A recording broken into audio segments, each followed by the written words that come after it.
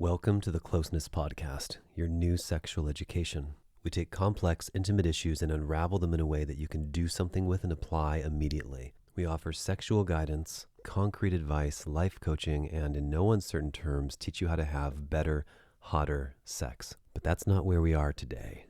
Today we're going to help you soothe and process your breakup so that in the not too distant future, you can feel centered, calm, and relaxed and begin to have that kind of fun yourself. To learn about getting sexual guidance and real intimacy coaching one-on-one with me, please visit getcloseness.com. Now, are you ready to feel better? Let's get started. Previously on How to Handle a Breakup Part 1, we spent a great deal of time discussing why we involve ourselves with the people that we do, why we put up with and tolerate things that don't work for us, whether or not we should stay with them, and how to avoid having a bad breakup in the future. This episode that you're listening to now is more of a survival guide. How to get through the breakup that you're going through right now. There's a light at the end of the tunnel, and if you're in pain now, you don't know who to turn to, nothing is getting better and nothing is working, this episode is for you. For all of these concepts to work, however, you're going to need to use them, and that's my strongest encouragement for this episode is not just to listen to it, not just to feel soothed in hearing the words, but to actually pause and apply some of the things whenever possible. Now, one of the most dangerous and non-result yielding phrases I hear people use these days is, I'm working on it. And if you ask someone what specifically they're doing in that moment to work on it, they usually come up empty. I'm trying to think this way, or I'm trying not to think about it at all. Working on it falls into the category of should. I know I should, but you can should all over yourself and nothing is ever going to change. Sometimes what's needed is allowing, sometimes what's needed is massive action, sometimes what's needed is a total shift in your perspective or the way you're thinking. But however you decide to address it first, just make sure you continue to practice it more than once. It's kind of like when someone says you should take a few deep breaths and you go, and then you go right back to shallow breathing or unconscious breathing. It takes more than once, it takes more than twice, it takes more than thrice for a change to take effect. Listening to an episode or watching 600 YouTube videos can only go so far to help you actually do the work. Often we turn to our friends to talk things through or to quote-unquote process. I find this to mostly be a distraction, and it's my belief that no amount of talking is going to accelerate the healing process for you if there isn't self-love present. If you can't come back to yourself, appreciate yourself, love yourself, know your self-worth, and move forward. So let's get started with our first concept. If you're deeply hurting about a breakup right now, chances are that you and your nervous system are in crisis mode. And that's a very, very different place than how most people are waking up in the morning or starting their day in what they would call normal. When you're going through a breakup, absolutely nothing feels normal. And so this first section is to give you a bit of empathy with what's going on, to let you know this new normal for you is actually okay. It's not healthy, it doesn't feel good, but it is an unfortunate part of the breaking up process. Right now, your fight or flight response is wide awake. You're tender, you're vulnerable, you're raw. Your adrenals are probably shot. Maybe you haven't slept. It's very difficult to make a decision without feeling reactionary. Everything makes you want to cry. Everything reminds you of the person that you just lost. Every other part of your life could probably be going pretty well. Your family, nature, your work life or your relationship with others, your body and the way you feel about it. But it's hard to notice any of that. And since you are in a constant state of crisis, all of your responses are likely going to be reactionary rather than responsive. So yeah, things are bad. And the number one piece of advice I have, if you recognize that you are in this level of crisis and you think that you can take some form of action to help yourself feel better, because when it first happens, when you first lose someone, not much of anything is going to help. You're raw, tender, and you simply need to grieve and cry and hurt. And if you have someone there who can hold space with you while you do that, that's perhaps one of the best things possible. They don't need to say anything or do anything. They just need to be there for you or with you, if you're the kind of person who likes company like that. But when you've gotten through the initial shock, not that you've gotten over it, not that you've processed it and are ready to move on, not that anything much has changed other than the fact that you can catch your breath, think straight, hold a thought for a minute, keep food down, well, then my next recommendation is to shrink your concept of time as far down as you can into small chunks, into little increments to help you get through moment by moment. No longer are you planning for what's coming up next year, next month, even next week, or what you have to do tomorrow, this big thing that you have coming up or you have to get done. All of your attention gets put on the now. You're just going to see yourself through the next few minutes, seconds, or moments. Can you wind yourself down to sleep? Can you get through this meal? Can you stomach a smoothie or a ginger ale? Every single time you catch yourself having a thought of something you need to do, or a worry about someone else, or a concern about the future, or how you might look in someone else's eyes, or how bad you're feeling that someone else is having to hear you or take care of you, shh, we're just going to let all of that be and get through the next few moments. And we don't do this to exacerbate your breakup or to make it feel like it's never ending. Quite the contrary. Going through a breakup often feels like a few things. Number one, it can often feel like a betrayal. Number two is a loss. And number three is a severing. And we're going to talk more about that in just a moment. What is a betrayal? It's a breaking of trust or a breaking of an agreement that the two of you had to stay together, to be with one another, which for many of us translates to forever and ever and ever. And something has come between us, whether it's an actual betrayal, like someone has slept with someone else in your monogamous relationship, or something about them or you has changed and the other person no longer wants to be with you. Regardless of who does the breaking up, still you're losing a part of yourself if you've invested strongly and emotionally into someone else. On an emotional level, when we lose someone who we love, especially when it happens quickly or out of the blue, that terrible, horrible feeling is very akin to a severing. And this pain is very real. You don't need a physical manifestation for you to feel that level of hurt. And sadly, so often during our breakups, we quickly find a way to hate and abandon and leave our partner. We look for ways to resent them, to be angry at them, or at the very least to never want to speak to them again, even though the very reason that we're hurting is because we're actually no longer together with them. And so many of us get angry, volatile, violent, and act in a very unpleasant way. We shut down, we get cold, we say we are protecting our hearts. The person who we once adored and loved and ravished, even if it was an hour before, a minute before, or a week before, suddenly becomes seemingly irrelevant to us because we shut them out completely. And of course, all of this anger is simply a big cover-up for our hurt. What anger does, however, much like a big distraction, is it allows you to temporarily not feel all of that hurt and pain that's seething underneath. Because anger feels better than sorrow, remorse, loss, despair, depression, anger is actually a better feeling emotion than those horrible feelings because you feel more empowered, you feel more alive, you feel like you get some motion going. It not only feels better, but it's often the path out of horrible pain. But often people get stuck vacillating between anger, despair, because societally it's not acceptable for us to get angry. Not only do we not allow anyone to express their anger before we get upset, or leave, or abandon, or quiet them down, but it's not condoned. We don't like it. We don't want to be around it. No one thinks that it's actually okay to be angry. However, being in a place of anger, hatred, resentment, and revenge is not a place that you want to hang out for very long. And even if you move past it, what actually needs to be addressed is the hurt underneath if you don't want to set yourself up for future disasters. Okay, the next concept may seem a little bit obvious, but it's the idea that no matter what, if we really care for someone, if we really loved someone, we are going to have to go through some form of grieving process. You can try to stuff it down or brush it off or pretend it's not there. You can delay it by distracting yourself with friends and drinking and drugs and laughter and going out. But the fact of the matter is that if you care for someone, you love them, you bond with them, or you attach to them, it's almost certain that you're going to be struck with some form of grief.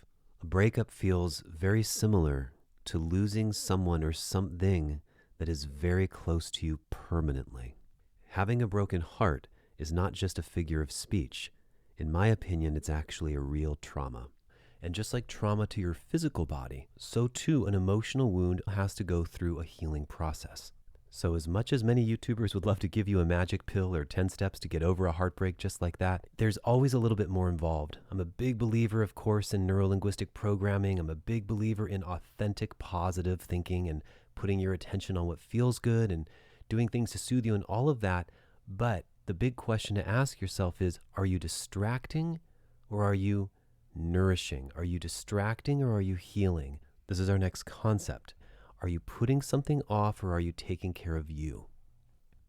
Pretending that you just want to drop it, pretending that you just want to move on and let it go, pretending that you don't want to deal with it, or even really believing that you feel these things is almost always a form of repression or distraction.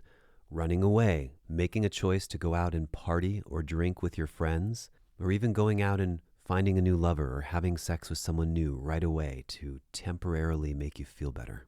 All of these things can put a temporary band-aid on the situation.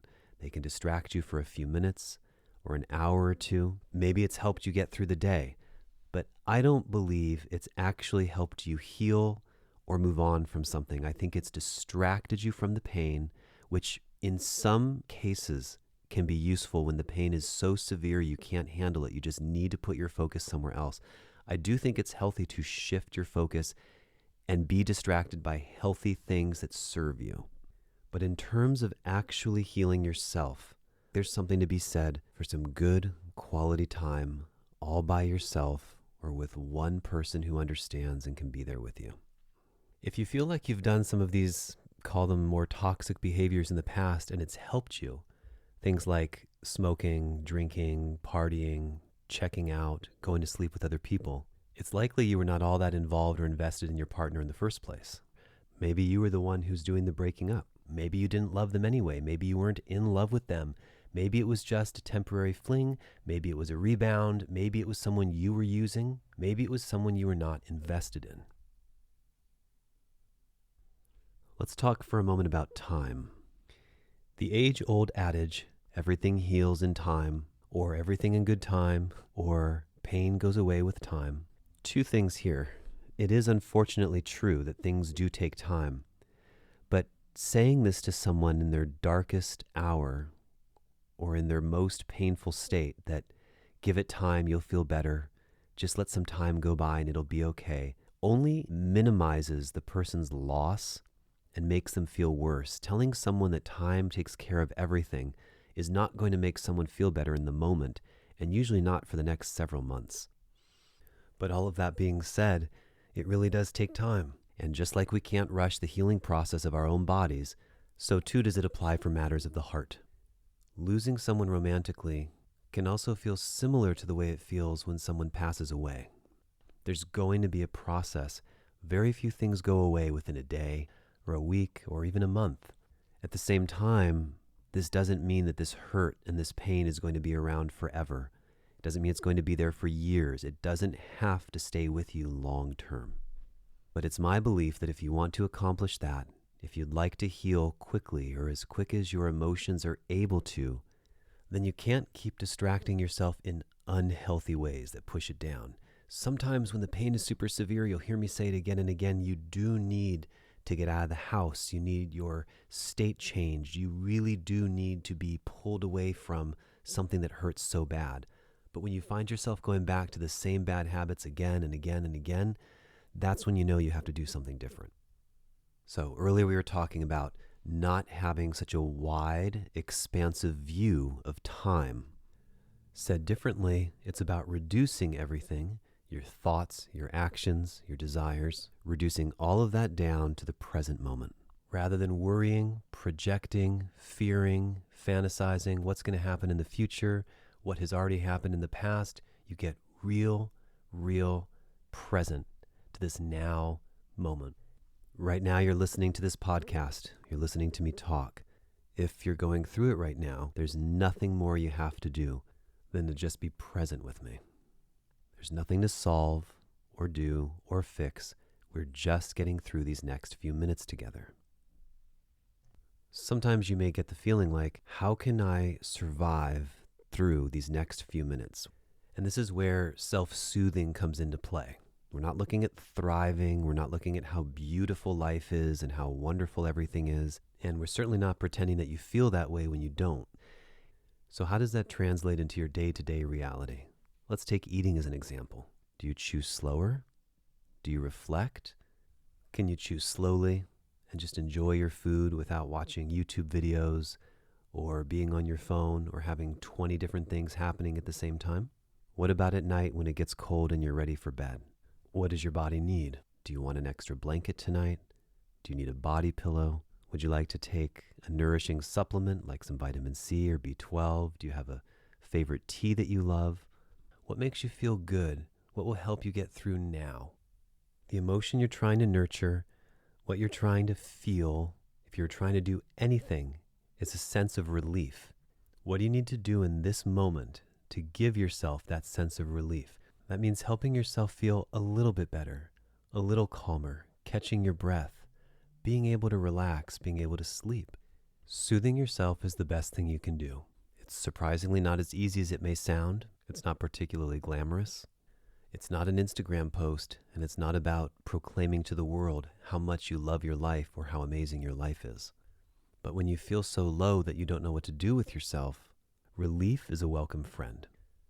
So when you get stuck in those bottom of the barrel emotions, despair, despondency, depression, self-hatred, self-soothing, finding relief, taking care of yourself, that's where it's at. It might seem a little counterintuitive to live minute by minute or to be in the moment. You might be thinking to yourself, why would I want to drag time on or be so aware of each moment? But in fact, the opposite is true. Your presence is what's helping things heal. Your intentional shift of focus from past and future from your mind, your ability to nourish and soothe yourself in the moment is what's helping you to get through it, rather than where you have to go, where you need to be, what you should or should not be doing, what happened yesterday, what happened with your ex. Should you say something to your ex? Should you call, text, think about, message them again? Should you try to analyze this thing with your ex? How it happened, replaying it over and over in your mind? Living in the past and constantly regurgitating memories or painful ones is not being present, and that's part of the reason why it hurts so much. If you want to feel better, you've got to get present. Good. Moving into our next concept. This next piece is something that you actually want to avoid. And we spoke about it a little bit earlier, but it bears repeating here as well. And that would be avoiding unhealthy distractions that don't serve you. I want to talk about that a little bit more. For some reason, much of our population today believes that all you need to do to get through something painful is keep busy, ignore the pain, shove it away, and bury the hurt. I would even go so far as to say that most people's existence today deals heavily in distraction, whether they're going through a breakup or not. Most of us spend most of our time engaging in one unhealthy distraction after another. Stimulating yourself with coffee or some other drug in the morning when you wake up, adding tons of sugar and cream to it, having your phone in your hand most of your day, scrolling and checking your Instagram or notifications endlessly, haphazardly, compulsively, and every single time you get an alert. Checking who liked your photos, checking who posted what, seeing who texted you while you're spending time with someone else, keeping up with the news, absolutely endlessly scrolling through TikTok or Instagram or Facebook or Snapchat or all of the above over and over and over and over again to see what someone else posted about their life. Creating story after story after story about silly or ridiculous memes, or some silly little thing that someone just happened to type out. Now you're sharing it on your page with a sparkly star background. Many of us are convinced that we need to stay informed and that the healthy thing to do is to watch horrible, terrible news stories about death, murder, and decay all over the world. Maybe you're craving some attention, so you send out 5 or 10 messages to different friends. Maybe you're on a dating app and you distract yourself by swiping right and swiping left on beautiful faces, and you get a little kick every time someone likes you back or matches with you. In an 8-hour working day, or I guess 10 or 12 these days, how much actual work did you get done during that time? Maybe 3 effective hours? If you decided to take a picture of yourself today for the 50th time in the week, likely you spent about 10 minutes getting the lighting right, your hair right, the angle right, deleting it, editing it, photoshopping it, adding filters. Most people after work like to go out for a drink or have a drink when they get home. To do what? To distract, to diffuse, to de-stress, to let go. Then what do?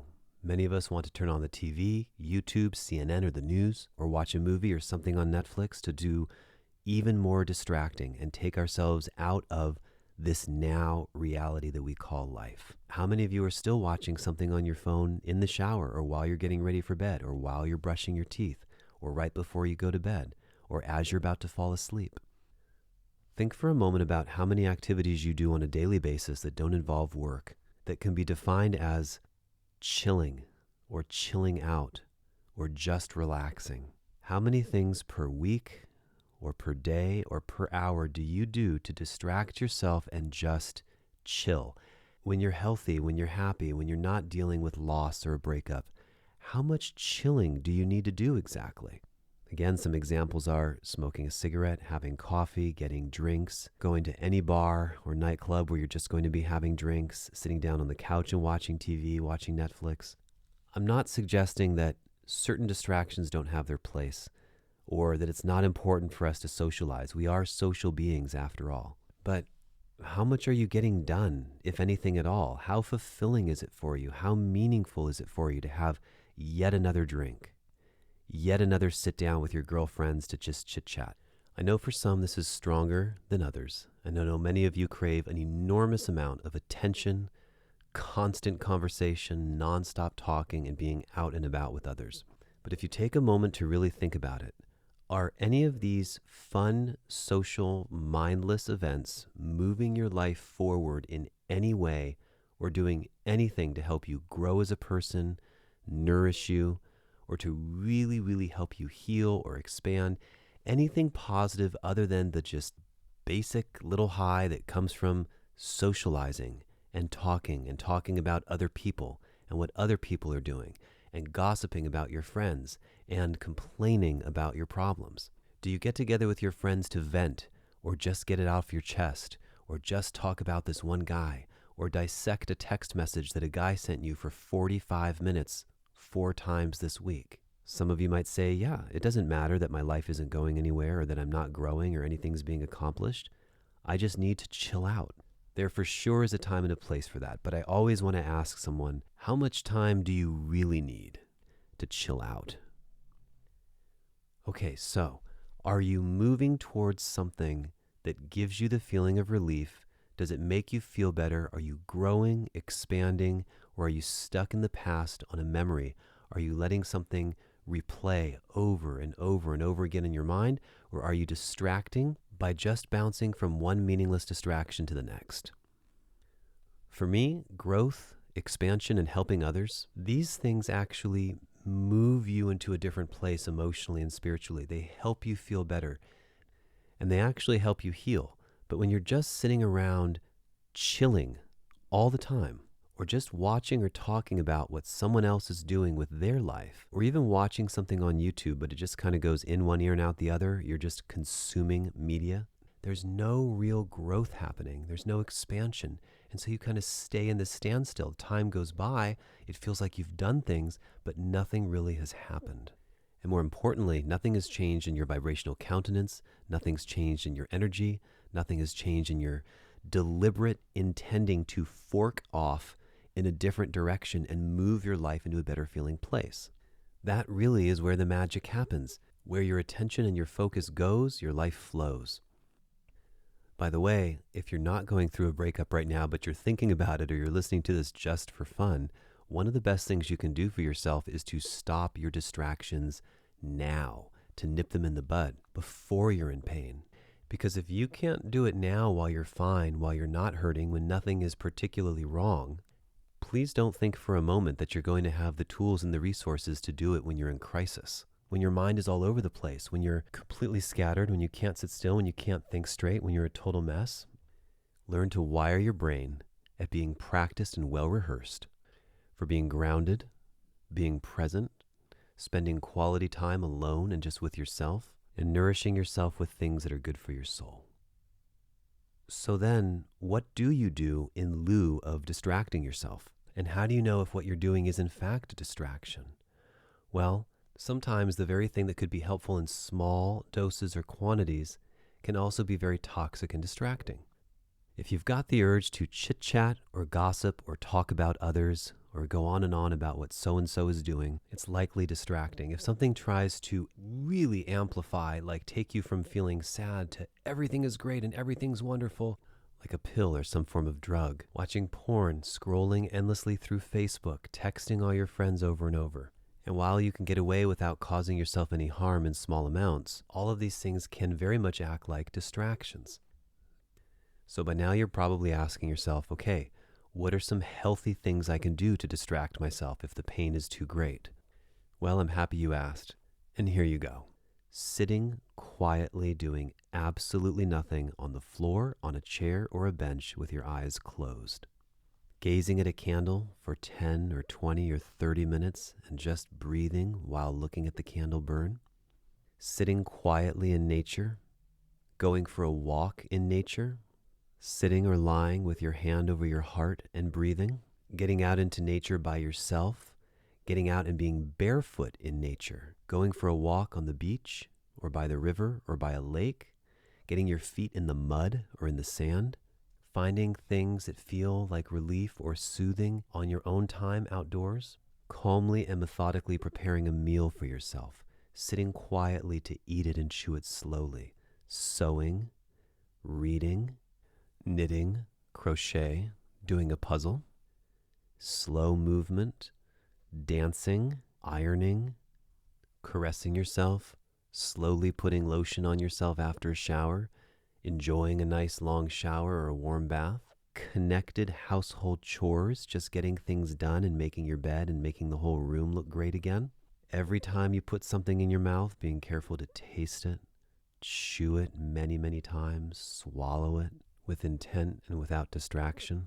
Methodically taking care of your health, such as brushing your teeth, combing your hair, going into the jacuzzi or hot tub on your own, sitting in a sauna, going for a run or a jog or a brisk walk, taking a soothing and calm bike ride while looking at and admiring nature around you, writing in your journal, processing, petting your cat or dog or animal, spending time with nature, sitting next to or being close to any animal, sitting next to or spending time with any other type of living organism, touching yourself anywhere, caressing yourself, including your arms, your face, your scalp, your low back, your thighs, your knees, your calves, your feet, participating in a nice yoga class where someone, namely the instructor, is not controlling every single one of your inhalations and exhalations, practicing yoga nidra, practicing lunar therapeutics or acrobatics, giving yourself a nice belly massage, putting a coat of your favorite oil or lotion on and just giving yourself a loving self-massage or Thai massage, quietly complimenting yourself or loudly complimenting yourself, speaking of all the things that you appreciate, journaling, reflecting, creating morning pages, just putting real pen to paper and jotting down some thoughts, looking out into nature and identifying things that make you feel good while you breathe deeply, adding breathing deeply to anything that you do, walking through fresh cut grass, getting barefoot, doing some outdoor chores or lifting heavy things overhead or just in the air, swimming in the ocean, swimming in a pool, swimming in a public pool, doing laps, swimming on your back, laying on the ground and moving your body in the way that it instinctively tells you to, standing and doing the same thing, screaming if you need to, beating a pillow if you need to, expressing hurt, handwriting a letter and burning it, handwriting a letter and saving it, handwriting a letter and sending it to your mother or your father or your sister or brother if they're still around, making amends, clearing up old pains, tying up loose ends around the house, allowing yourself to cry when you need to cry. All of these things keep you out of unhealthy distraction while being focused on something that feels good. Now you might be thinking to yourself, a lot of this stuff sounds like another form of distraction. Well, we are creatures of movement and action. Too much stillness, too much quiet makes us stagnant, although most of us don't even know what it's like to be still or quiet for more than a moment. Most people couldn't name one person in the universe who can sit endlessly for hour after hour after hour and do nothing, while being grounded and connected and close to whatever they deem to be source energy. And even if you know someone who can, it doesn't mean their mind isn't turbulent. or racing with ideas. But these types of soothing exercises, these types of self-love practices, or things that bring you present moment, or things that put you in the flow or help relax you, are far, far better along your healing journey than some of the nastiness that we discussed earlier. There are also a number of things that you don't have to do or shouldn't do or can leave out of your day-to-day that can help you get over someone more. For instance, telling each and every one of your friends what you're going through, explaining your story, breaking it down over and over again in painstaking detail, gossiping about it, chatting about it. This can be absolutely exhausting and keep everything right in the same place it was before you told this person. Many people believe that they need to vent, get it off their chest, talk, or express it to feel better. And there are definitely some differences in the way men and women process, but I still nonetheless strongly believe that talking about something over and over and over and over and over again is just regurgitating the same hurt and keeping it locked in place with your thoughts, with your energy, with your friends. And so you create this atmosphere of pain. In other episodes, I like to talk about an atmosphere of sexuality that you have with your partner that's kind of always there and bubbling. You could do the same thing with negative emotion. The same thing applies for diving down rabbit holes of what if this and what if that, and should I say this or should I not have said that, and what did he mean or what did she say, and thinking about scenarios and replaying them over and over in your head while you're feeling sick and nauseous to your stomach and just beating yourself up. Not good. And it keeps you stuck in one place. What's worse, many people think that being vengeful or acting out revenge or getting your ex back for the next 1, 5, or 10 years is a good idea. This also is not going to help your healing process, nor is it going to make you feel better for more than a moment. And then there's simple things like avoiding toxic material like crap or garbage TV, which basically encompasses almost any and all reality TV show. Avoiding inauthentic people, watching movies and TV shows with enormous amounts or even any violence in them, watching shows about breakups or romantic comedies. Why torture yourself and subject yourself to those images? You know, almost anything on TV, for it to be considered good programming, has to have violence, tragedy, gore, things that you don't want to see and that make you very uncomfortable when you watch it. You know, the other day I was watching Charlie Brown. Not the newest ones, but the one from the 60s and 70s. And I was fascinated by how slow the scenes moved. They spent time focusing on the characters. They just let them talk. It didn't need to bounce from one thing to another every second, switching our attention, this, then this, then this. When it was over, I enjoyed it so much I wanted to see what other Snoopy or Peanuts or Charlie Brown specials there were, and I noticed that Apple TV Plus had created some modern versions of it. I think Snoopy in Space. And if you're just coming off watching 1967, 1970s Charlie Brown and you watch this new updated version, you see how jarring and fast and loud and obnoxious, and even how fast the camera pans from one character to the next, keeping it moving, because our attention spans have become so pathetic. To me, this kind of started around SpongeBob or Ren and Stimpy era, where you put these shows on and it's just shocking and gory and disgusting and repulsive and fast moving, and it just keeps you and kids locked on to the screen. But the feeling you get when you watch it is not good. You don't watch shows like that and think, oh, this is so relaxing, this is so nice, this is so comforting. We do it to stimulate ourselves, or producers do it to keep us glued to the TV set. It's very tense and uncomfortable and unpleasant to watch. It might be amusing or exciting or entertaining. It might be distracting, but it certainly isn't grounding, soothing, calming, and relaxing, which is not the end-all be-all of life by any means, although it certainly can go a long way towards your healing process or your well-being. When a part of you has gone missing, as you can imagine, if you've ever lost a loved one or lost a family member or lost someone close to you or lost someone who left the earth too soon, it sits with you. It's with you. It doesn't go away. It requires a lot of care. And just like there's no substitute for hard work and there's no substitute for the real thing, being with yourself caring for yourself, being present and finding ways to soothe. This is clearly the reoccurring theme here and what makes the difference. I do think it is possible, however, to spend quality time with a friend who can really be there for you to nurture you and help you.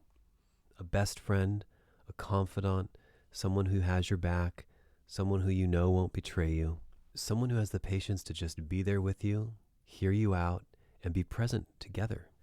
However, if I may, not the kind of friends who speak about having your back, dog, it's all good, you'll get through this, everything happens for a reason, time will heal, he or she or it isn't suffering anymore, you're better off without him or her, life goes on, only the good die young, you weren't meant for him anyway, he doesn't deserve you, you don't deserve him, she doesn't deserve you, chin up, everything will be fine, oh, you're just being hard on yourself, oh, it'll pass, no big deal, if you thought this was bad, wait till you hear what happened to me, all guys look the same, just go get another one, all pets look the same, just go get another one. Stay away from all of that. If a friend of yours starts to use commentary that you've seen in comments on Facebook, like talk with memes and emojis and LOL, I would strongly recommend running, not walking, away from that friend.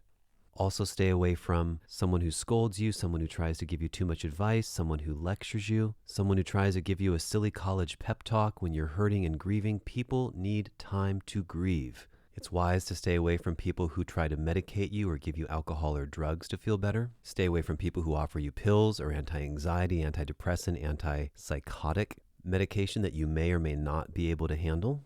Probably you should avoid spending time with people who say, hey, it's been a week, a month, or 5 months. Why are you this sad? You should be over it already.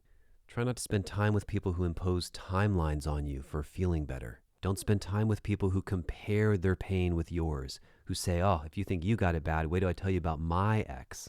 People who compare minimize your loss and force you to behave in a different way than you'd prefer. What you can do, on the other hand, is spend time with people who come over for a loving, connected visit, people who give you hugs, check in, or maybe send flowers. It's nice to spend time with people who let you know they were thinking about you or just wanted to see how you were doing. It's great to spend time with people who offer to help you with anything or repeatedly offer to be there for you at a later time.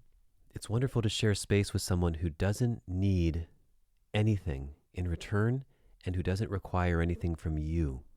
It's nice to share space with someone who you can just be in a room with, doing different things together. Maybe you could be writing in your journal while the other person is just taking it easy, or taking a nap, or petting your cat. If you're a friend and you want to help someone who's fresh out of a relationship or just lost someone or something, you can let them know that you know there's nothing you can say right now to help them feel better, but you wish that you could. You could let them know that you're there for them. You can mean what you say. You can be authentic. If you're supporting someone else, you don't want to take their person's negative attitude or strange behavior personally, giving them a lot of space for reacting badly, not expecting them to do things better. There's no right or wrong way to grieve. There's no need for apologies. Spend time with people who listen more than talk and who listen in a way that's not judgmental towards you. Silence is actually golden. Hugs, cuddles, squeezes, a touch on the back or shoulder or hand or leg. A way to offer comfort to a friend is always through, if it's safe to do so, loving and connected touch. Be someone who allows your friend the time to talk about your feelings and concerns before, during, and after their loss. Let them tell you the story of their loss or their partner or their ex as many times as they need to. You know, even the friends who want to support you by saying things like, oh, you did nothing wrong, this is all their fault, you're so amazing, you deserve so much better, he didn't deserve you anyway, you don't need that guy. A person who can offer you quality healing does not need to exact revenge on your ex. They don't need to make them look horrible. They don't need to speak poorly about someone. They can just be there for you. The next thing you can consider doing is one of my personal favorites. It's called getting your hands in the clay. You can begin to move things around in your space, redecorate. Watch a couple videos on rearranging your furniture or interior design or changing things up a bit in your house. Enhance the Feng Shui, so to speak, of where you live. Especially letting go of the things that are no longer needed, things that have been holding you down and holding you back. Finishing small projects around the house, feeling accomplished, getting it done, emptying out drawers that have held your junk for the last several years, letting go of clothes that don't fit you anymore, letting go of clothes that you love so much, but you feel terrible in them when you wear them. And along those lines, also putting away or moving or purposely misplacing things that remind you of your ex constantly. Of course, in the beginning, every single moment of every single day is going to be reminding you of them. Everything is going to be a trigger, but certain things more than others. Songs, gifts, cards, photos, foods, restaurants, cities, parts of town. It's a strange thing that we want to make ourselves suffer by looking at these things, and we feel the hurt, and we look at them and we think, oh my gosh, that's the only attachment to them I've had. And I myself am guilty of looking at photographs and videos that we just recently took together right before breaking up, and then how did we get there and how did this happen? But at a certain point, putting them away, you don't have to extinguish them or throw them out in the ocean or burn them by any means, but just letting them go, making a change in your life, in your physical appearance or style or a haircut, or redecorating your room a little bit, or bringing some new furniture in, or letting go of some old furniture, really makes a difference to create a new kind of environment for yourself. As you're doing all of this, as you're grounding, as you're taking time to yourself, getting in nature, spending time with someone who really does understand that all they have to do is be with you to provide you some company, what are some things you can ask yourself and reflect on to help you along your healing path? Why are you going through this? What caused it to happen? What can you learn from this? What could you have looked out for? Could you have been more present? Could you have been less distracted? Could you have made different choices? Hindsight, after all, is always 20/20. We always wish in retrospect that we woulda or shoulda or coulda. But to the best of your ability, rather than harping on why hasn't he called, or why won't she answer my texts, or why did this happen, or why did this have to happen to me, what do you really want now with what's true now? If you can't have your favorite person or favorite buddy back, what do you want now? Are you longing for this specific person to come back, or the way they made you feel? Let me say that again. Are you really longing for this specific person back? Did you love how special they made you feel, how funny they are, how safe they made you feel, how loved and how adored they made you feel? Or is it specifically this person? Do you really want them back in your life with everything that entailed, all the ups and downs, all the fights, all the problems, all the tension, all the uncertainty, all the concern, all the fear, all the worry? Were you getting along more often than not? Did you have very few ugly battles? Were you always treated with love, care, and respect? What is it that you are sacrificing by wanting to stay together? Sometimes our partners open us up to being the type of person that we've always wanted to be, or someone who we've forgotten about long ago. What about calling your ex, getting together with them, seeing them again, spending time as friends immediately, trying to hash it out or trying to figure it out? Well, depending on how you handle yourself during and after your breakup, that may or may not be possible, but in most cases, it's likely not going to be a good idea. Sometimes it comes to your attention that you're going to be breaking up soon, and it's out of force. Someone's moving or leaving or takes a different job somewhere. And now just that knowing that there's going to be a separation unless you're going to do long distance, just that creates a problem, creates this severing, so that even though you have another day or week or month together, it now feels like you're losing that person right between your fingers. You still have them here in front of you, but something has shifted. It becomes really hard to spend quality time together. So especially then when you're talking about spending time together after your breakup, particularly immediately after, it really has a sad tendency to spin out of control. And I can personally attest to this one. I can't tell you how many times I've tried to calmly, sweetly, lovingly suggest that maybe we spend some time together or stay connected since she's hurting so bad. I've suggested spending a nice afternoon together, not even something sexual, but it could be time outside the house or in nature, or truly even just cuddled up holding each other because it's still raw or it's still hurting so bad. Quality time, effectively. And what it winds up doing, especially for the person who's hurting more, is it just keeps that wound open, Or it makes them question, if we're cuddling like this, why can't it be this way forever? If we're fine now, why can't we just fix this or work on it or do something to keep it? But particularly because things tend to be so raw, or you're reminded of what it was like if you were together, or you're looking at the person who you were in love with and you're spending time with them, but your behavior towards one another is completely different, it just turns into chaos. Or better said, what usually happens is someone starts to feel very emotional, very hurt, and very turbulent. Sometimes partners try to stay sexual, but not in a relationship.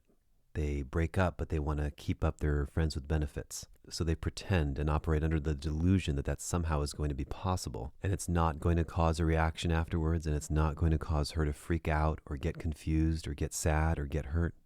Other times we try to transmute our relationship into something it's never been before, such as transforming a sexual relationship into a business partnership, or a business partnership into a sexual relationship. Oof.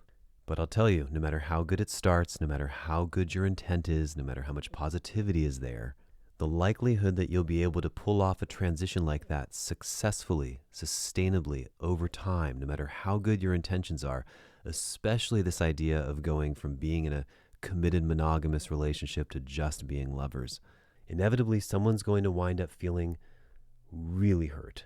In fact, it may even dig the knife in deeper depending on how recent your breakup is. For most of us, there has to be a very large amount of space in terms of days, weeks, or months that has to be put between you.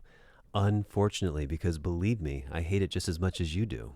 And if you're one of those people who is going through this right now, and you want to be with that other partner so badly, or you wish you could talk to them, or you wish it wouldn't be weird to message them, or you wish you wouldn't look needy by calling them yet again, I completely understand. It's a horrible pain to wish that you could. Yet know that you can't. You physically could. You technically could do it. They are right there. They exist. They're alive. For some of you, 1 minute ago, an hour ago, a day ago, a week, a month, or a few months ago, you were with this person. They were inside of you, or you were inside of them, and you were sleeping together and intimate and sexual. Sleeping with them, spending the night, telling them everything, sharing everything, exposing yourself to them, and now, poof. Nothing. So, when things are this fragile, when you're split open, when your heart is gushing and bleeding, it makes any time together really, really difficult because that severing has occurred, the relationship has transformed, it's not what it was.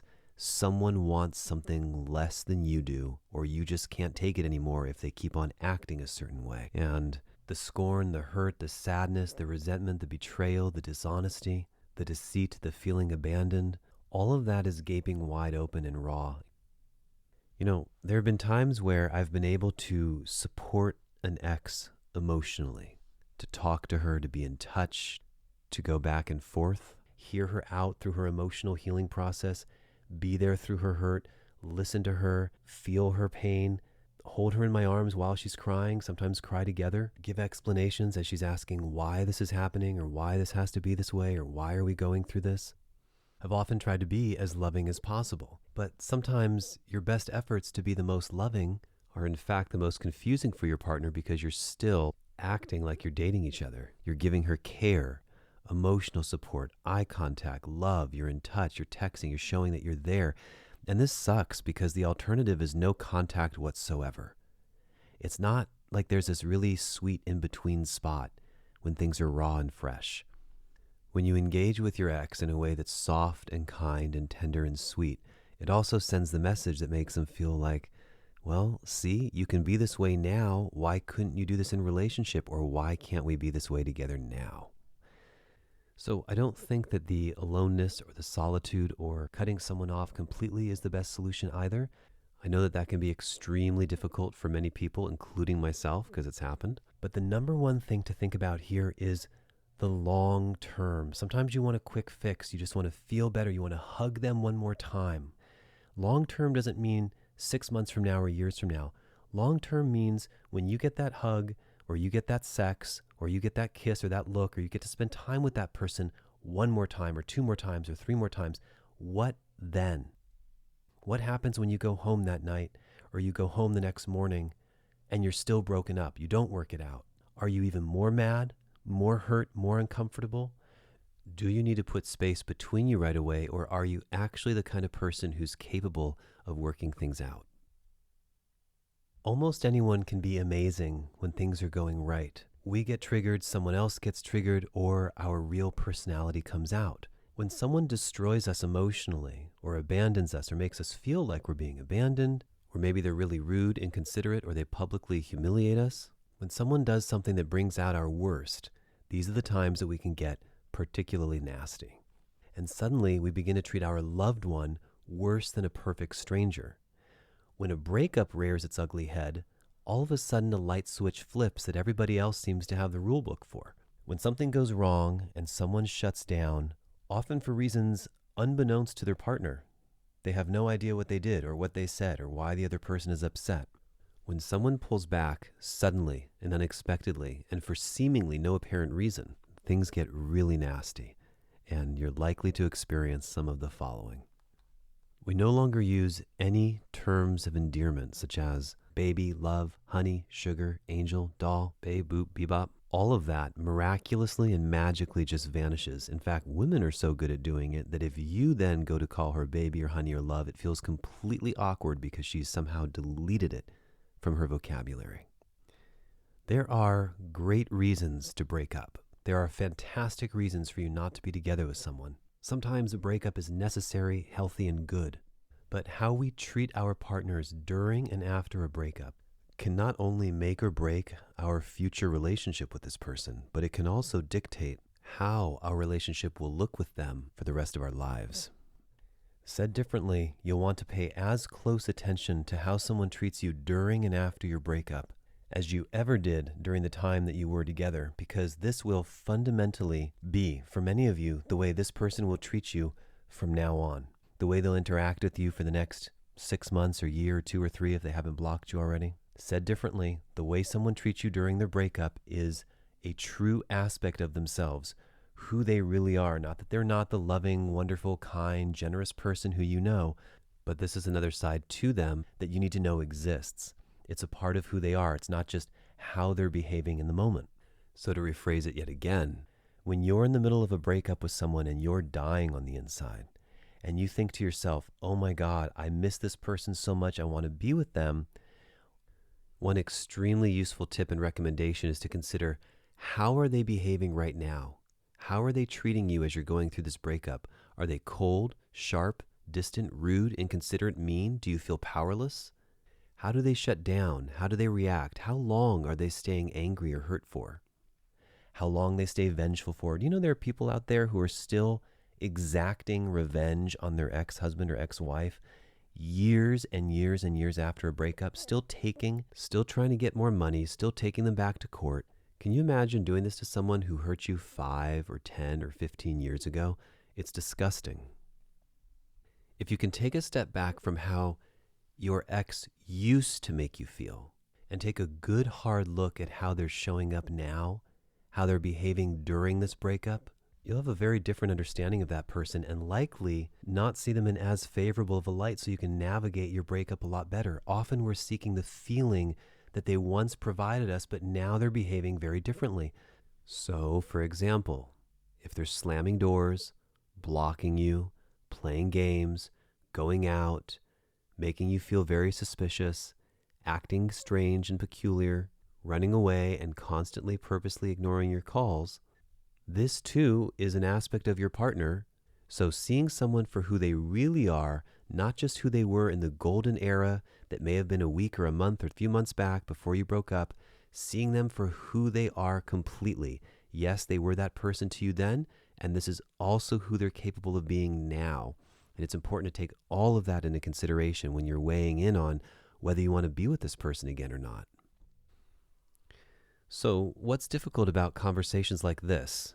We never really want to talk about this stuff when things are going really well in the relationship.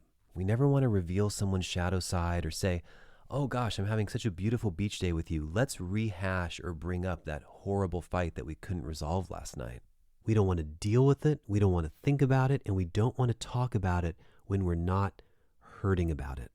Think about the last several fights or arguments you've had with a partner or any previous partner, and if they ever really were resolved, or you guys just agreed to disagree, or someone had to drop it, or someone said, fine, go ahead, do it, or keep it, or own it, or whatever. Most people don't actually want to communicate effectively when things aren't going well. Another frustrating quality as you're nearing a breakup is when someone will pick a fight for no apparent reason, or behave in a very irritable way when nothing seems to be wrong, or start drama about something that has absolutely nothing to do with what they're hurting about, because deep down, they're still hurt, or feeling frustrated, vengeful, or angry about something their partner said, and the partner doesn't even know what they said or did. Or they didn't realize they were hurting about it, and so it comes up again and again and again, and it never gets squashed. And so if this is you, consider, what would it take for you to put this subject to bed? What would it take to finally be done with this thing or this piece of resentment that you're holding on to? Do you need an apology? Do you need space, love, sex, something else? Is there some sort of ceremony that you need? Is it a dinner that can be made? Is there something that can help make you feel better? Every time I reflect back on previous disagreements, I simply see that they're often left in the same place that they were the time before, which is one feels one way and the other feels another way, and there's nowhere in between. So the next time it crops up, it feels the exact same way time and time again.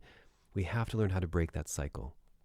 So if we're never talking about solving our problems when things are actually fine and nothing is wrong, if we're not talking about how the relationship is going, are we happy in it? Do we want to continue? Is a breakup on the horizon? When specifically everything feels fine and you're not lost in a fight or super tense, then we're never going to deal with our breakup or our personal issues until we are at our absolute worst, which is the worst time to deal with them.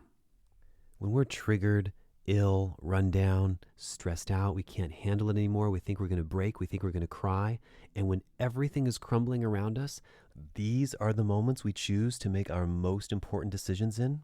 Come on. Do you want to make important choices when you're at your worst? When you're experiencing the most fear, pain, and negative emotion? Do you want to make important decisions when you can't even see straight and don't know which way is up? This is when you really want to decide who you should be with, what's best for you, and who you want to spend the rest of your life with? Of course not. It is interesting, though. Some of the most important growth that we can sometimes do as humans is often experienced after we've gone through what we perceive as a lot of emotional pain, or we realize in hindsight what we were supposed to go through. And so often, a lot of times, people welcome this type of pain. I don't advocate that, and I don't think it has to be that way. In fact, I'll go so far as to say, I don't believe at all that you have to experience the lowest of lows to experience the highest of highs. You do not have to have suffered to experience an orgasm. You do not have to do crack or be addicted to heroin to know what it feels like to take a deep breath, to breathe fresh air, to appreciate life, to appreciate nature, to love animals, to go skydiving or bungee jumping or do something you love, or to have any kind of wonderful, high impact, emotionally charged, positive experience. You don't have to fall down, scrape your knee, and bleed to recognize how good it feels to not have that happen. And that doesn't have to happen to recognize how good it feels to have your mother comfort you or hold you or love you when you're a little boy or a little girl. So often people say, well, you have to have the bad with the good or else you wouldn't know what the good is. Or you have to experience this much pain to have that much pleasure. And I just say, that's not true.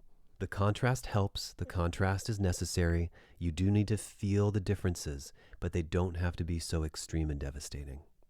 So anyhow, this concept is about the idea that we never talk about what's most important to us.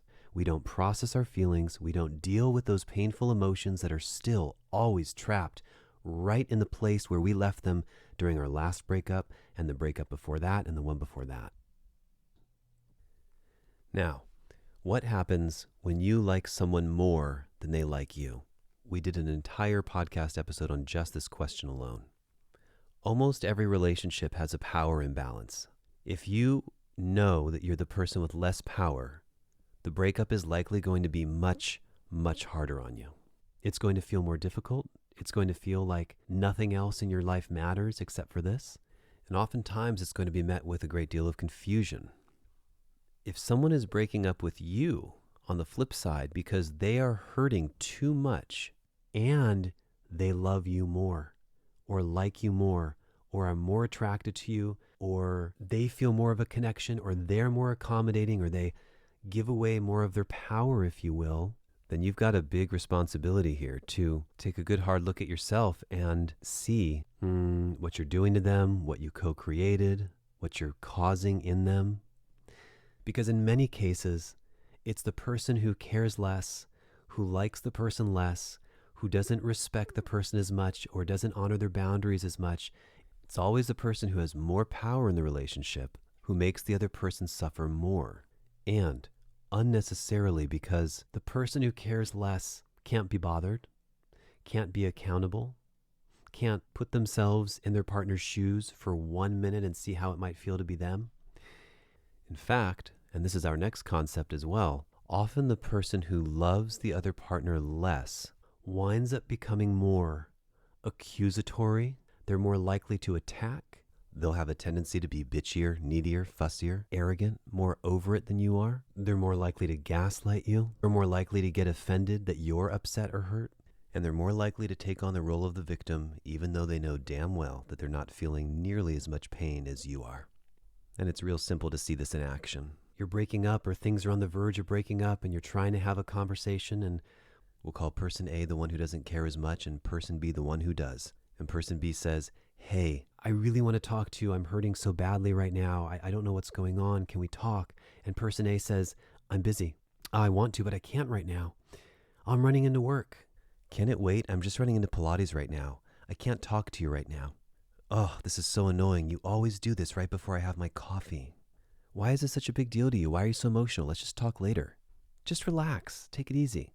And shockingly, even though this is the person who you've been with, who you likely just had sex with recently, and who claims to love you, even though this person may have told you that they want to take care of you through sickness and health and want to be with you forever, all of a sudden, the person who cared less or who has less invested can't be bothered. Suddenly they don't have the time, the space, the care, the energy, the empathy. What is the person who doesn't care as much feeling? They are so stuck in their own universe of not wanting to feel any discomfort or any pain at all. They want to put distance between you. They want to have space. They want to go out with their girlfriends and have something to drink and not be accountable for what time they come home or what they're doing or where they're going or what after party happens next. Many of you know the story.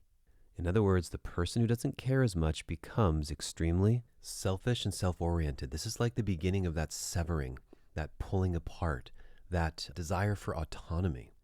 If you're the one going through a breakup, I'm sharing this with you so that you can realize it's not just you. Someone's not trying to torture you. Someone's not trying to make your life miserable. This is just kind of how people are. If you're the person doing the breaking up, when you begin to discard your partner or put them aside, when you begin to get rid of that emotional bond, you're going down a path towards something that you can't recover from. If the way you're behaving towards your partner who has less power than you continues to be selfish, self-serving, arrogant, or if you lack empathy and ask questions like, what do you want me to do? What do you want from me? Maybe you say things like, nothing I do is ever enough. I don't know why you're behaving this way. All I'm trying to do is just get my work done, go to class, get some sleep. Why are you blowing me up? Why are you bothering me? I don't want to deal with this right now. If you've got that type of accusational attitude where you are assuming that your partner, the one who's hurting more, is trying to bother you by sharing their love with you or letting you know how they feel emotionally or telling you how much they need you in that moment. That exact moment that if you took vows, you swore you'd be there for them. In this kind of moment, you're going to put your partner through a world of hurt. You're not going to be very liked, trusted, or respected when this is all over. And what's worse is you're going to create an unintentional addiction in your partner that actually backfires on you. Let me explain this a little bit more. As you begin to pull back as a partner, as you begin to withdraw and they don't understand why, or they don't know why you're doing it, and you have some sort of established agreement that you're in a relationship, you're together, or of course you're married, especially if you talk every day or you text every day, or you have some sort of unspoken agreement where you're in communication all the time, And then suddenly you withdraw, disappear, pull back, get resentful, stop being connected, stop giving morning kisses or cuddles or hugs, stop using the regular terms of endearment. When you start behaving differently and really pull back or pull the rug out from underneath someone, you create an addiction and you make them zoom towards you. You make them gravitate towards you uncontrollably. They don't even realize what's going on because it feels like suddenly they're losing you, suddenly you're leaving. Why would their response be to then also pull back further than you are and run away? If you really care about somebody, isn't the natural inclination to talk to them, see what's wrong, maybe try to fix it, or see what you can do to make it right? When someone sees another pull back, they move forward. So, if you're someone who thinks it's just peachy to live your entire life turning off like a light switch and being done when you decide to be done, leaving a path of destruction in your wake, not caring about how anyone else might feel, because after all, you're done or you're over it. When you check out, vanish, or disappear, not only are you causing worlds of hurt within your partner, you're pulling them towards you and closer to you in a way that's unhealthy for both people. And you're going to leave your partner in a sad emotional state that's likely going to plague them for future relationships. And this carries us right into our next concept rather nicely, which is we as people are often terrible, sometimes nice, but we are self-serving. We have our own best interest in mind. We can't think of anything other than ourselves. We are selfish, arrogant. We are single-pointed in our desire to self-serve, but this is especially so in a time of crisis or pain, and of course, during a breakup. If someone in the relationship feels chided, pissed, miffed, hurt, abandoned, disrespected, or mistreated, all of the care, love, respect, and honoring that had been going on, sometimes even moments before the partner felt this way, it seems like all the care and sense of personal accountability goes right out the window. Accountability means taking responsibility for your own words, actions, behavior, understanding when something is your fault and isn't, being able to take ownership of your role for some of the things that went wrong. The interesting thing about people who are stubborn or who double down or who become selfish when they get upset or who don't take personal accountability for their actions and choices is that it's very easy for them to point the finger or victimize themselves or judge you without ever looking inward. So whether you want to believe that it's your astrological sign that makes you do it, your genetic makeup, or the fact that you were born as a certain ethnicity, people love to offload the sense of responsibility somewhere else outside of themselves. What do? Well, they blame it on their zip code, their area code, their skin color, their geographical location, their nature. You knew this about me. You know I'm Irish. Of course I've got to drink a lot. Of course that's why I drink every day. Everyone in my family's got an addictive personality. What do you want me to do? I'm Italian. Of course I've got a wandering eye. You should have known this going in. Every Italian has a extra lover or a piece on the side. You know all Brazilian men cheat. This is a known fact. It's in our nature. It's in our blood. Everybody knows this. I'm just doing my job, and my job requires me to expose my chest and my ass on Instagram, so I don't know why you're so upset. This is what I do. It's not me who's choosing to do this. I have to do this for my job. Okay, our next concept is a strong one. It doesn't sound very good to listen to, but it's very true and it bears repeating. When you need something from your partner the most, this is the exact time when you are likely to not get what you need. When you're the most needy, when you wish you had it the most but don't, when you're in the biggest state of lack, when you're hurting and you're sad and you just wish they would call you and you know that they're thinking about you or you're thinking about them, my friends, I'm sorry to say this is likely when it's not going to happen. Even if it's so easy for your partner to give it to you, even though it just takes a text or a single call. And so what that means is, yes, in your darkest hour, when you're hurting the most, all they have to do is call you. A simple text back. They could just let you know they're okay. They could just check in on you. It'd be so simple. They just don't call. They don't call or text in the moments that you need it most during a breakup. And then, if that wasn't bad enough, if you call or you continuously call or text, then you put yourself in a world of hurt because now they're defensive, upset, irritated, or perhaps felt like they needed some space. You know, I think what it comes down to is Our partners don't realize how needy they almost make us become when they pull back like that. So it creates this neediness that you wouldn't normally have in your relationship.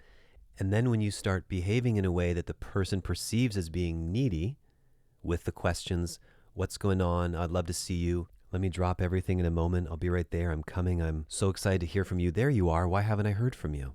This pushes your partner away even further. Is that making sense? So even though you might not be a needy person, even though you might pride yourself on giving someone space, they will activate that neediness inside of you by pulling away so quickly or so harshly, or by changing their behavior suddenly, or by not responding to your text for 5 or 6 hours. And in doing that, it's going to draw you closer to them. Hey, everything okay? Why didn't I hear back from you? What's going on? When are you going to call me? Why haven't you answered my texts? Why haven't you answered my messages? And now, even though things might have been hot and fiery with you guys a little bit ago, now you sound to them like a problem, or like something that's bothering them, or they can't quite respond to. And especially if you're a guy behaving like this, women can't stand neediness, mostly because they can't stand seeing it in themselves, or they recognize that that's how they are and they don't want a man who's that way. No, I'm not saying all women are needy, but you know that it's a quality. It's very easy to be that way when you really like somebody. They can tolerate it in their girlfriends, but they can't stand seeing it in a man. So it pushes them farther away from you. Suddenly you're acting different than you normally have, and many people think that this is you magically showing your true colors. Even if you've been the strong rock for 5 years, if you're breaking down now, it's like, oh, I can't be with that. And the hard thing about this, especially if you're breaking up, is it's very easy, if someone isn't emotionally hurt or as hurt as you are, to go find someone else to be with, whether it's a friendship or something sexual or something intimate. It's easy to make that jump because there's no resistance, there's no static, there's no pressure. And people who aren't very good at relationships, who aren't very good at communicating, often will simply flee to somewhere where there's less drama, issues, tension, or just even mild discomfort. So I know that's really hard to hear when you need your partner's love, care, and attention, when you just want to get a follow-up text, when you just want them to listen to you for a few minutes, when you love to just hear their voice, when you need them to not treat you like a pestilence or an annoying irritant, when you need someone to care for you and to hear you out, when you need someone to be there for your heart, when you wish you could talk to them one more time, when you've called several times and they haven't answered or they don't call you back, when you don't know where they are in the middle of the night. Yeah, that's when you don't hear back from the person who you think that you love and who you think loves you. And I know it's horrible and it's ridiculous that it works this way, but it often is going to be your truth. It is shocking how in those times your partner will be nowhere to be found, or they won't have the capacity to help you, love you, or be there for you. Or, and this one is particularly sad, sometimes your need and desire to talk to them or be with them or hear their voice has somehow become irritating to them, frustrating, agitating. It makes things worse if they've said, give me some space, or leave me alone, or please don't call me right now, or let's just take some time apart. And you're waiting minutes, hours, days, weeks, and you still haven't heard from them, and you want to call, but you know you think it's going to make it worse, and it probably would. These are the times, friends. These are the moments when we have to use the tools from this podcast or anything else that helps you get through it, to work through it on your own or with someone else who you love and trust. Now, just to argue the other side for a moment, I'm not someone who sits on my laurels and just waits and waits and waits for my partner to hopefully one day come. I don't mind giving a partner some space, or let a day or two go by for things to cool off or to revisit something again. But at a certain point, I personally will make the call and I'll say, look, what's going on? I love you, or I like you, or I'm really into you, or I care about what we have going on here, but vanishing like this is just not cool. Do you want to talk? Do you want to FaceTime? Let's figure it out. So I think knowing how these things work, understanding the likely response that a partner is going to give you and it's going to hurt you, just by having the foresight and the knowledge that it can happen, it's critical to your recovery process or to you not feeling as much pain to begin with. Now, do I want you to have a partner who's always got your best interests in mind? They're super patient with you.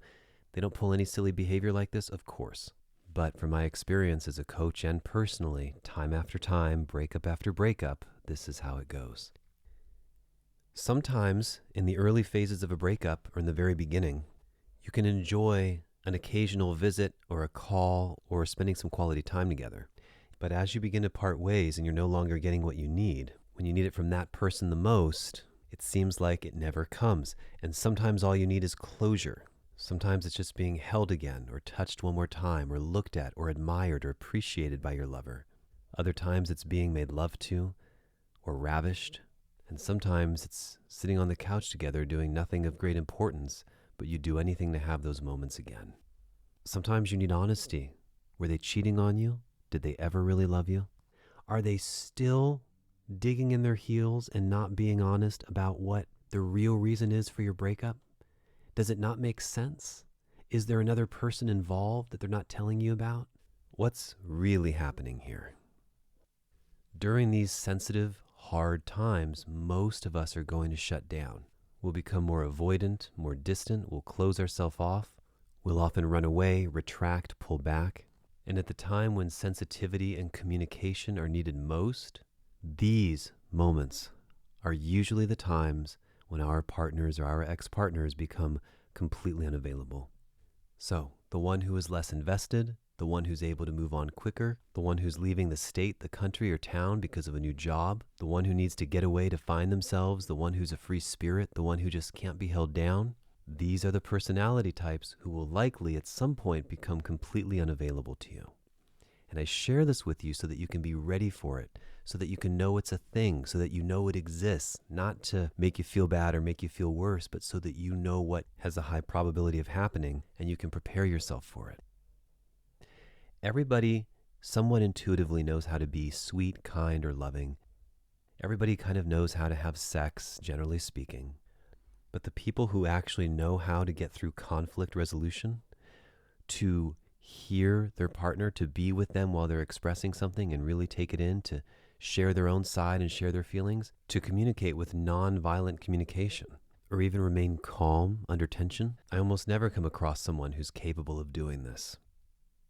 So, gently moving on from all that news, we've got a little more bad news. During your breakup, and sometimes even before and after your relationship is over, you've got to know that most partners, maybe even including you, lie incessantly. They lie flat out. They lie to your face. They lie to protect you. They lie because they're embarrassed. They lie because they don't want to get hurt. They lie because they think you don't want to get hurt. They lie to protect their family. They lie to protect their friends. They lie because they don't want their friends to know what they're doing. They lie because they don't want their family to know what they're doing. They lie because it suits them. They lie because it's habit. They lie because they need to cover another lie. They do it because it makes them feel uncomfortable to talk about it. They lie because they have deep or hot or richer sexual needs that they don't want to talk about with you. And to top it all off, often people don't even know when they're lying, or exaggerating, or minimizing, or not disclosing, or holding back certain details, or deciding what's important and not important for you to know, or thinking a lie is perfectly acceptable because you change the pronunciation of the word omit to omit. It's just an omit. Sometimes partners will lie so strongly and so firmly and dig their heels in so strongly about what they feel righteous about, they won't even realize that they're lying because they're so wrapped up in believing the lie that they told themselves. Or sometimes there's the wonderful excuse that they tell themselves that they value your feelings and don't want to hurt you. They feel bad. They say they don't want the truth to hurt you. I don't want to hurt my husband's feelings, so I can't tell him about the other guy that I'm sleeping with. It doesn't matter what the actual truth is, but if you have something that you think will crush your partner, you've decided that you know what's best, and so you're going to withhold it. And often you'll fight tooth and nail for it. You know, I can't tell you how many conversations I've been in with women over the years where they hold the truth back, they keep holding it back, and then finally, sometimes years later and after so many lies, they finally come around and say, okay, yes, I did it. I lied to you. I really did sleep with this person. I wasn't honest about where I was or who I had been with, etc., etc., etc. It's so hard for people to come clean. So people lie incessantly about the real reason they're breaking up with you, about why they haven't called you, about how busy they've been, about who they are or not having sex with, about who they would or would not have sex with. And I personally have watched with my own eyes women having someone in their bed multiple times while talking to someone else who they're sleeping with, dating, or together with, declaring they're all alone, they're somewhere else, it's not what they think. I've watched people say that they're just out for drinks when in fact it's much more. I've watched endless amounts of quote unquote girls' nights out turn into an attention fest, which eventually turned into making out at a bar or having an indiscretion in the car.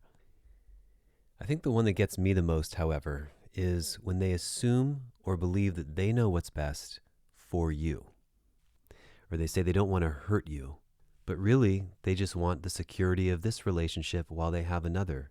Or they don't want to share their secret, or they know that if they share it with you, they won't be able to be with you anymore, or they don't want to rock the boat, or they don't have the gall to say it themselves.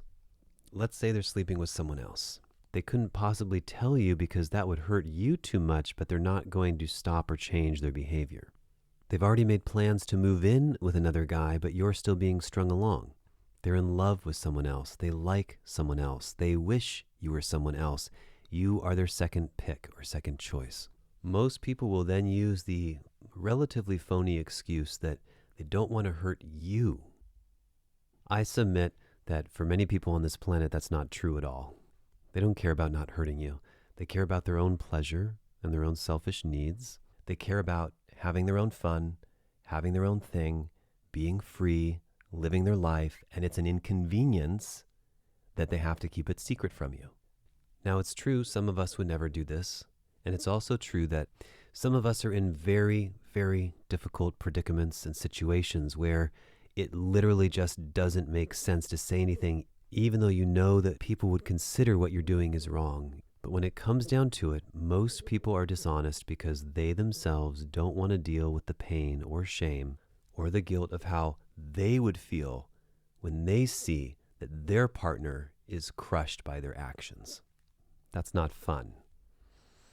They don't want to feel negative emotion. They don't want to feel bad about having caused it. Women are especially this way with this subject. Women hate feeling bad. They just don't want to feel any negative emotion. So they just don't say anything and they stay quiet. Whereas men often stay quiet because they don't want their partner to freak out.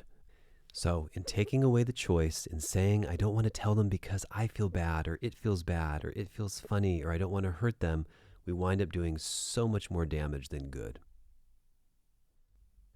All right, our next concept follows the previous one. So in lying to our partners, in not telling them what's true for us, we will lead them on. By using words and phrases like, I don't know how I'm feeling. I don't know how to answer that. I don't know what I think about that. I don't know what I want. I just need time. I just need space. I just need to think it through. I just need some time to process. Can we spend a few months processing? Oh, it's been 3 months? No.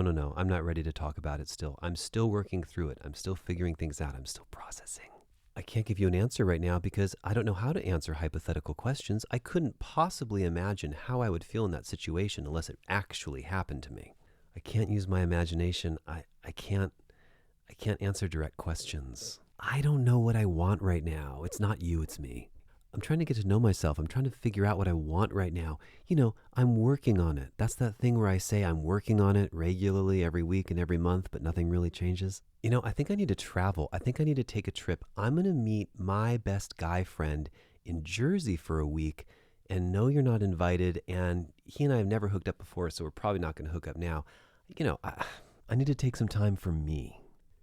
With all of this I don't know nonsense that you've been touting around for months to several years of your life without ever coming to a conclusion, what winds up happening is you're probably already monkey swinging off to a new relationship or having one on the back burner, but your partner is still holding out for you, and they get left with hope because you don't draw a firm boundary. You don't say, we're done. I'm not attracted to you anymore. I don't want this. I can't be in this anymore.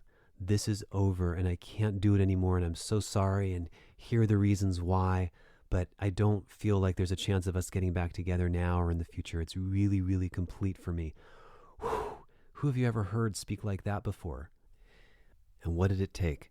5 seconds, maybe 10 seconds to utter a simple, truthful statement that can then actually unfold into a conversation. Your partner reacts or explodes. Are you serious? Are you kidding? And then you say, I hate to say it, but yes, I am. I'm done. I'm finished. I can't do this anymore. And there it is. There's some truth. You've got to get off the incessant merry-go-round of I don't know. You've got to get off this, I need to think about it, process this, I don't know what to say, I don't know what to do, I've gotta. Enough. Stop it. When you say things like, I don't know, I need some time, I need some space to figure everything out, or you say, I do love you, I do want these things, but your actions show something completely different, like how late you stay out, how often you go out, how unavailable you are, how you respond to people, how you flirt with others, or how many people you're texting and DMing or writing to on Snapchat, Instagram, and Facebook, and how many compliments you get from other men on a daily basis, and you're just very sweet and nice to keeping all those options open, just in case something goes wrong, you have a branch to grab onto. You're leading your partner on, you're confusing them, and you're hurting them, and you're making the entire dating world suffer for it. Okay, so if you feel certain that a breakup is right around the corner from you, or you feel done, or you don't see this going anywhere, or you can't handle it anymore, if you're not curious about getting back together now or ever, I really just can't recommend ever using statements like, I don't know, I just need some space, I gotta figure it out. You know how you feel deep down. You know that you're likely not going to do it this week, this month, or next month. And frankly, that lacks backbone, that lacks integrity, that lacks authenticity to not be able to speak your truth. It's the most empowering and relieving thing you can do for both people is to communicate how you actually feel and not be so flaccid and indecisive with your partner's heart. You and your partner are worth much more than that. Now, our final concept began here on this episode and was so long and so involved, I decided to give it its own episode. And that's, what does it mean, how to handle it when, and what to do when your partner tells you that they need space. And a quick little hint for the hour-long episode that's coming up is that you should probably run for the hills. You heard that right. If you're with someone who's asking you for space, not for the afternoon or for a few minutes or just to clear their head in the other room, but real space, a little bit of time to keep to themselves, but they tell you not to contact them for a while they take space to think about things for as much time as they need. Oh, but you're not supposed to contact them until they're ready to contact you. Well, you learn all about how I feel about that in the next episode. But if you're going through a breakup right now, I hope that this episode has helped you tremendously. I hope it's helped you understand yourself better, and at the very least understand your partner better. And I hope that it's brought you clarity in deciding whether you actually want to get back together with them or not. Breakups truly are one of the worst experiences of life, and I hope that this episode has helped you feel a little calmer, a little more relaxed, a little more soothed in your process, and that you're able to get through it on your own time and at your own pace, but as quickly as time will allow. Feel free to re-listen to it, bookmark it, write down different parts of it that resonate with you, and please share it with friends who are also going through tough times. If you do find yourself constantly reaching out to your friends for support, who can only offer so much, if you notice that you're constantly trying to get more attention or someone to listen to you or someone to talk to you, it's actually a really good sign that you could use some alone time. Time for reflection, time to heal, time to get to know yourself. And then finally, remember how important it is to get out into the sunshine if you've got that going on in your season right now. Get out and get some fresh air, even walk in the rain, remembering that there's a whole universe out there waiting for you once you cheer up a little bit, once you feel a little bit better. There are a billion fun things for you to do out there once you allow your cork to float back up to the surface. Thank you all so much for listening, and I'll see you in the next episode. Thank you for choosing the Closeness Podcast. If you haven't already, please consider subscribing to us on Pandora, YouTube, Apple, Spotify, and anywhere else podcasts can be found. If you're moved by this and you'd like to get some help with your breakup, or you'd like to receive some one-on-one or two-on-one coaching, please visit the website www.getcloseness.com/intake to get started with closeness coaching, or visit getcloseness.com to learn more. Thank you, and have a wonderful day.